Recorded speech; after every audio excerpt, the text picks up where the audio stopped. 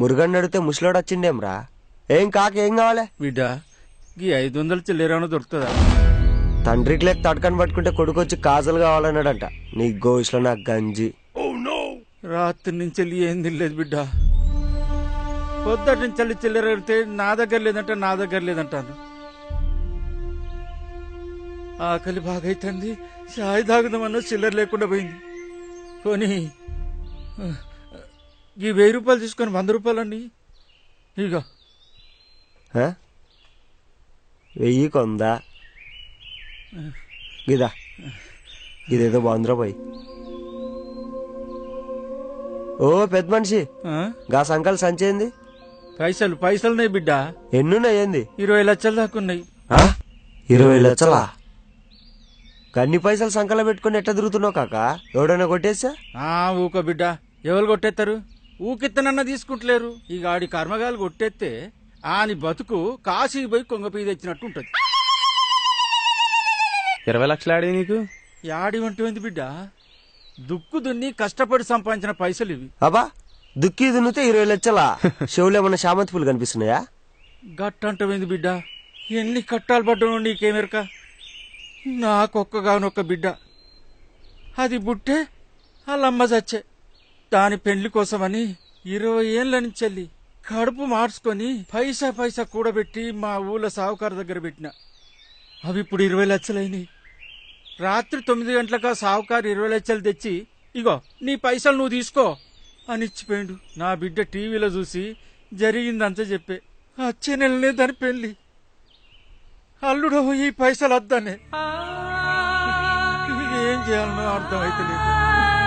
ఇక పట్నం పోయినా పైసలు మార్చుకొని వస్తానని వెళ్ళిన బిడ్డ.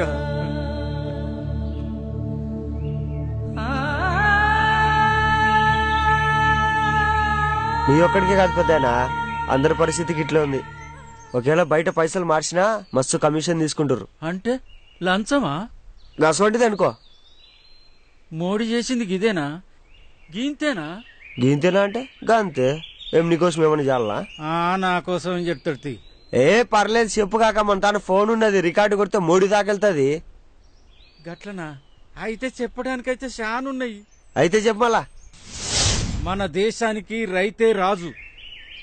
రైతుల దగ్గర భూములు తీసుకున్న వాళ్ళంతా పెరిగిపోతాండ్రు, రైతులేమో రోజుకొక్కరు చచ్చిపోతాండ్రు. అందుకే రైతుల్ని కూడా ప్రభుత్వోద్యోగుల కింద తీసుకొని నెల నెల జీతాలు ఇచ్చుకుంటా వ్యవసాయం చేయించాలి.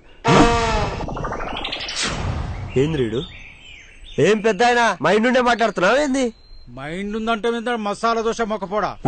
చెవులు పెట్టి చెప్పేదిను. చదువు చెప్పే పంతులకి, కాపలా కాసే పోలీసులకి, వైద్యం చేసేటి డాక్టర్లకి జీతాలు ఇచ్చి పోషించగలేంది రైతులకిస్తే తప్పేంది? వ్యవసాయం అంటే అందరికీ చీప్ అయిపోయింది. రైతు త్యాగం అందరికీ తెలియాలి. వాళ్లకు కూడా జీవితం మీద ఆశ కల్పించాలి.